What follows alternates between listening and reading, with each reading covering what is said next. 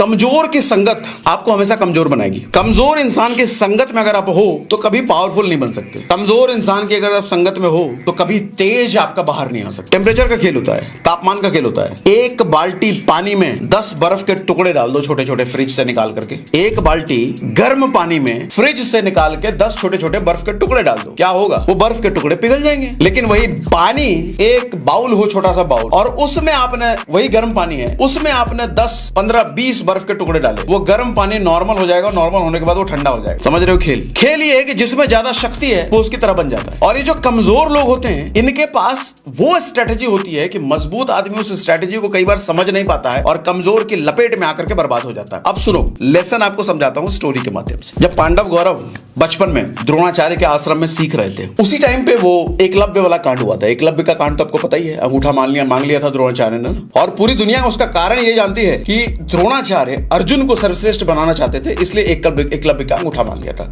दरअसल सच नहीं है, सरासर झूठ है। सच भी बताता हूं। तो ये जिस दिन ये कांड हुआ, द्रोणाचार्य ने एकलव्य का अंगूठा मांगा, सारे उसके शिष्य वहीं पर थे। दुर्योधन भी देख रहा था, इधर अर्जुन भी देख रहा था, युधिष्ठिर भी, सब देख रहे थे। तो ये देख करके दुर्योधन शॉक हो गया। शॉक तो सभी हुए थे कि भैया इतना बड़ा बढ़िया एकलव्य गुरु की पूजा कर रहा है, गुरु मान रहा है, मूर्ति बना के सीख रहा है। कोई भी आदमी, कोई भी गुरु होगा तो उसको गले से लगा लेगा। लेकिन ये द्रोणाचार्य ऐसा गुरु, उसका अंगूठा मान लिया, करियर बर्बाद कर दिया, उसका खेल खत्म कर दिया। तो सभी लोग चिंता में थे ही कि भैया ये गुरु ने हमारे ऐसा क्यों कर दिया। एक आदमी को दिक्कत नहीं हो रही थी, वो था अर्जुन। क्योंकि अर्जुन नो अपने गुरु का परम भक्त, उसको यकीन था, उसको पूरा विश्वास था अगर गुरु ने किया है तो कुछ न कुछ सोच के ही किया होगा, कुछ न कुछ अच्छा ही किया होगा। कारण मुझे भला नहीं पता, लेकिन गुरु ने किया तो ठीक ही किया होगा। अब जो दुर्योधन था ये बड़ा परेशान रहता था इसी चीज से कि ये जो अर्जुन है, अब दुश्मनी तो बचपन से थी दोनों में।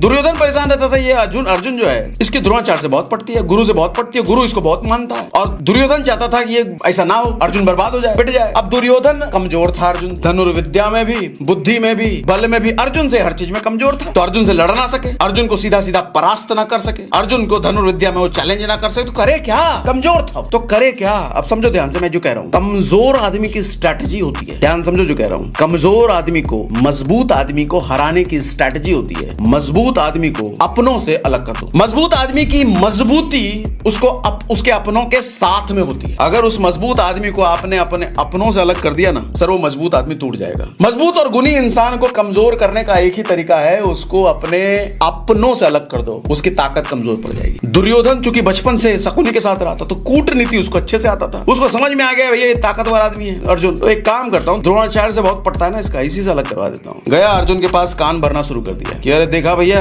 कैसे गुरु हैं, अंगूठा मांग लिया उसका। तुमको सर्वश्रेष्ठ बनाने के लिए, अर्जुन को बोल रहा है दुर्योधन, तुमको सर्वश्रेष्ठ बनाने के लिए अंगूठा मांग लिया। आज उसने उसका अंगूठा मांगा है तुमको सर्वश्रेष्ठ बनाने के लिए, कल क्या पता कोई और मिल जाए तुम्हारा अंगूठा मांग ले।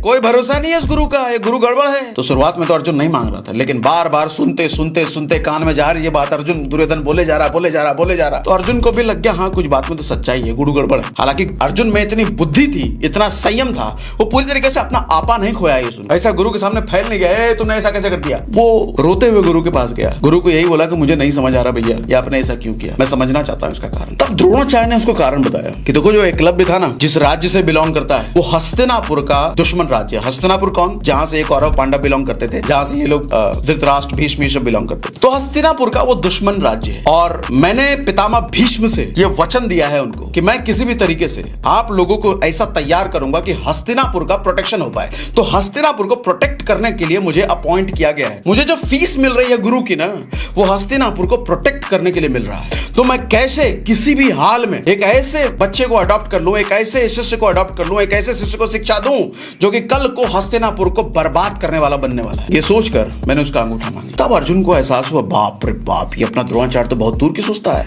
गजब आदमी है। तो तब उसकी इज्जत अपने द्रोणाचार्य के लिए और बढ़ गई, प्रेम और बढ़ गया। मैं क्या समझाना चाह रहा हूं, मोरल ऑफ द स्टोरी क्या है? आपकी संगत में आज जरूर होंगे कुछ लोग, या आज नहीं है तो कल को जरूर आएंगे कुछ लोग। जब दो भाइयों में लड़ाई होती है ना, आपने मोहल्ले में देखा होगा, मोहल्ले में, गांव में देखा होगा, जब दो भाइयों में लड़ाई होती है तो कुछ बदमाश पड़ोसी होता है ना, वो आता है कंधे पे हाथ रखने के लिए, अरे रे तुम्हारे साथ बहुत गलत हो गया यार, एक काम करो छोड़ो उसको, आओ मेरे घर चलो खाना खिलाते हैं, आओ मटर पनीर बनाया मेरे घर में, चलो चलो चलो। और आप अगर उस वक्त उसके घर चले गए, कब्जा कर लेगा आपके खोपड़े पर। वो आपके भाई से अगले दिन निश्चित लड़वा देगा वो, क्योंकि उसका इंटेंशन ही वो कमजोर है ना। वो आपसे नहीं लड़ सकता, आपके भाई से नहीं लड़ सकता, और आप दोनों अगर साथ हैं फिर तो कुछ कर ही नहीं सकता। उसको पता है कि दोनों को अलग करो, फिर दोनों को मार देंगे, दोनों का खेल खत्म कर देंगे। ऐसा जब भी हो ना सर, आपका दोस्त हो, आपका भाई हो, किसी से लड़ाई हो ना, और कोई तीसरा पर्सन हस्तक्षेप कर रहा है, तुरंत उसको मना कर दो, निकल जाओ, अब भी कभी निकल जाओ, मेरा भाई है, मेरा दोस्त है, तुम कौन होते बोलने वाले। कई लोग आपको मिलेंगे, अरे तुम्हारा अपलाइन तुमको ज्वाइनिंग नहीं देता क्या? मेरा अपलाइन तो मुझे देता है, दोनों लेग में देता है, इधर भी देता है, उधर भी देता है। और अगर आपने उसकी बात सुन ली, सुनते सुनते सुनते सुनते कान का कनेक्शन सीधा दिमाग से है। ये चीज ध्यान रखना, हमारा जो स्ट्रक्चर है, कान का कनेक्शन सीधा दिमाग से है। ये दरवाजा अगर खुला है और इसमें गंदगी जा रही है, जा रही है, जा रही है, वैसे कहावत भी है,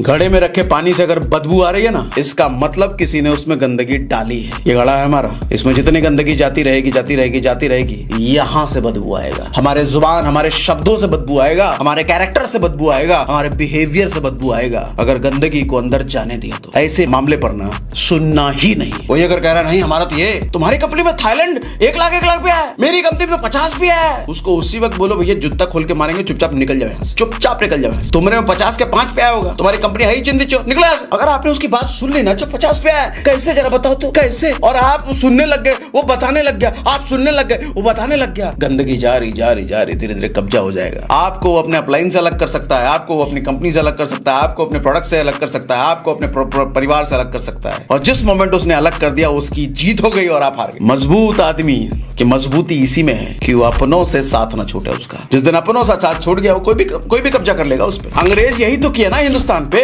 अंग्रेज जब आए थे, कैसे आए? एक कंपनी, ईस्ट इंडिया कंपनी लेकर के आए। उन्होंने बोला हमें तो बस एक कंपनी खोलना है, ज्यादा कुछ है नहीं। उस कंपनी खोल करके पैर ऐसे पसारते चले गए, ऐसे पसारते चले गए। दुविधा ये हुई, शुरुआत में 100 साल तक तो भारत को पता ही नहीं चला कि हम लोग गुलाम हैं। हाँ, पता ही नहीं चला गुलाम है, गुलाम हो चुके हैं हम लोग। 1857 में आपको पता होगा पहली बार विद्रोह हुआ था, मंगल पांडे ने किया था। तो उस वक्त से बेसिकली वो एक मिशन शुरू हुआ कि अपने लोगों को अवेयर कराना है कि हम लोग गुलाम हैं। लोग मानने को तैयार नहीं, हम गुलाम हैं। तो 50 साल तक वो चला, 1900 ईस्वी तक। फिर 1900 के बाद असल में जागरूकता आई लोगों में के मन में, हाँ भैया हम गुलाम है, लड़ो। भगत सिंह, सुभाष, ये सब जब फील्ड में उतरे तो आजादी 200 साल में नहीं मिली है, आजादी मिली है आखिरी के 50 साल में। क्योंकि 100 साल तक तो पता ही नहीं था गुलाम है, 50 साल तो निकल गए समझाने में, कन्विंस करने में लोगों को। क्या किया था अंग्रेजों ने? तोड़ दिया, सबको तोड़ दिया था, बांट दिया। मजबूत था भारत देश, मजबूत, सब लोग एकजुट, भाई भाई भाई का प्रेम है यहाँ पे, सोने की चिड़िया है, इतना धन है, इतनी संपत्ति है, क्या करो? तोड़ो सबको, पहले तोड़ दिया, उसके बाद घुस के खेलो ना, मारो, एक एक करके मारो सब। कई लोग ऐसे टकराएंगे, सुनना नहीं है, सुन लिया ना